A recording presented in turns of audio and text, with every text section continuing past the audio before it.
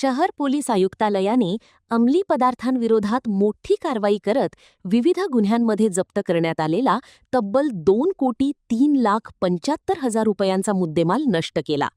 NDPS act 1985 अंतर्गत शहरातील विविध पोलीस ठाण्यांमध्ये नोंद असलेल्या 58 गुन्ह्यांमधील अंमली पदार्थांचा समावेश या कारवाईत होता.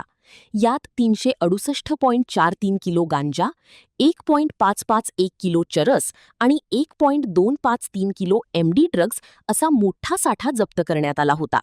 पोलीस आयुक्तालयाच्या केंद्रीय गोदामातून हा मुद्देमाल नागपूर जिल्ह्यातील महाराष्ट्र एन्व्हायरो पॉवर लिमिटेड येथे नेण्यात आला. तेथे अत्याधुनिक इन्सिनरेटरच्या सहाय्याने सर्व अंमली पदार्थ जाळून नष्ट करण्यात आले. ही प्रक्रिया कायदेशीर नियमांचे पालन करून वरिष्ठ अधिकाऱ्यांच्या उपस्थितीत पार पडली.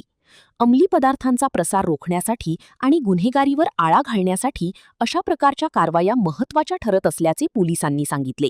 दरम्यान अंमली पदार्थांविरोधातील लढा अधिक तीव्र करण्याचा निर्धारही यावेळी व्यक्त करण्यात आला.